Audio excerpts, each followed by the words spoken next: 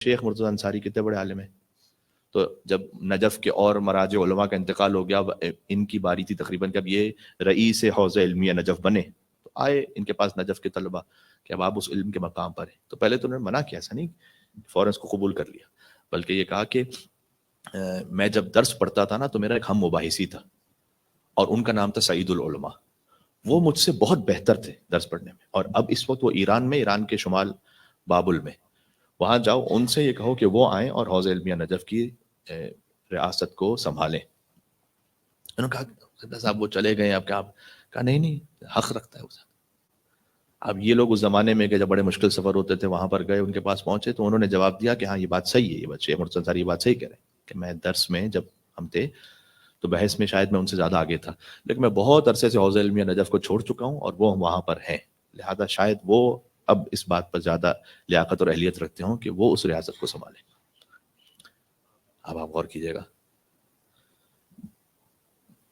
مثلا آپ کو ایک اور مثال دوں، مرزا شیرازی بہت بڑا نام ہے، وہ تمباکو کے فتوے والے مرزا شیرازی.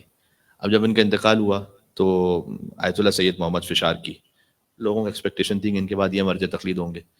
اب نماز جنازہ میں آیت اللہ سید محمد فشار کی نہیں تھے، حالانکہ ان کو تو صف اول میں ہونا چاہیے تھا. بھائی کیوں نہیں؟ کہاں نہیں؟ دیکھا وہ مولا علیہ السلام کے حرم میں ہے اور مولا کی زری کو تھام کر بڑے گڑ گڑا کر رو رہے ہیں. تو آقا صاحب آپ یہاں پر کیوں ہیں؟ کہا اس لیے کہ جیسے ہی آیت اللہ مرزا شیرازی کا انتقال ہوا، نہ چاہتے ہوئے بھی، کبھی ہوتا ہے انسان خود چاہ نہیں رہا ہوتا، شیطان دماغ میں گھسا دیتا ہے کچھ بات، نہ چاہتے ہوئے بھی ایک خیال ہے اچھا اب تو میرے مرجع تقلید بننے کی باری آئی. اب میں اس خیال کو نہیں بھی چاہ رہا تو تب بھی وہ خود بخود آ رہا ہے میرے دماغ میں. تو میں یہاں پر معافی مانگنے آیا ہوں امیر المومنین کے در پر کہ مولا یہ کون سا خیال میرے دماغ میں آ رہا ہے.